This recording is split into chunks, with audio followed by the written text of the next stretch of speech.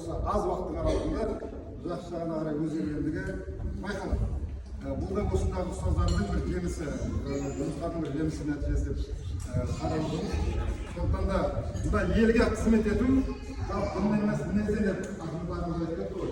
Сол сияқты мінезді, тәрбиелі, білімді балалар көбейе берсін, еңбектерің жана берсін. Барлықтарыңызға көп-көп рахмет.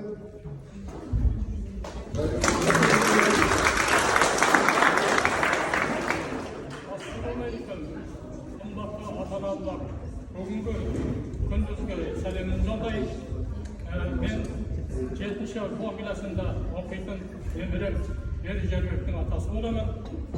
Міне бүгін осы Екібастұздағы Ресей мектебінен немеремді тәрбиелеп жатыр.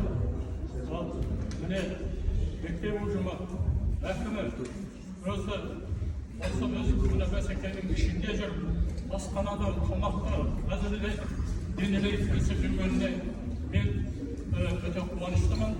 Директор осымен тамақ әзірлесіп, дастарханын жайып үстіп жатыр. Үлкен рахмет. Сенаттың атында үш ретті бәсеке болған.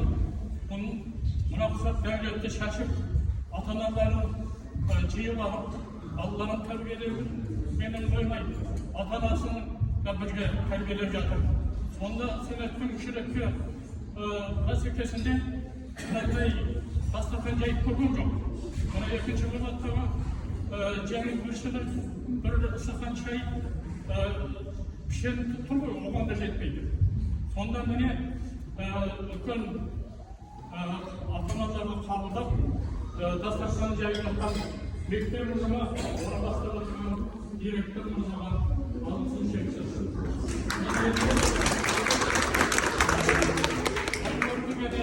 Білімділікке тәрбиеліктен қоймай, ата-аналарының білім деңгейі қалай, спорттың шұғыл айналысуы қалай дегенді сынап көрген бұл сынақ деген сөз.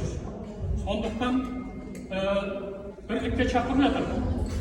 Балаларыңызды тәрбиелейін, өздеріңізді тәрбиелейін деген мақсатпен бірлікке шақырып, бізді жиып алып, үсті құрмет көрсетіп жатқан мектеп ұжымы, оның директоры сізге Алла разы болсын, рахметін жолдаймыз.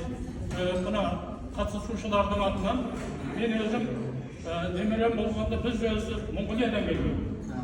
Монғолиядан келген, сондықтан Монғолияның немересі демі Яшар болады, сасып болады деп ойламаңыздар. Түсініңіздер. Алла рахмет.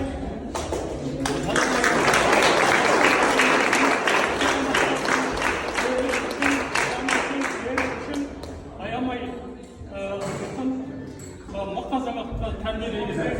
Сенімім жоқ. Рахмет.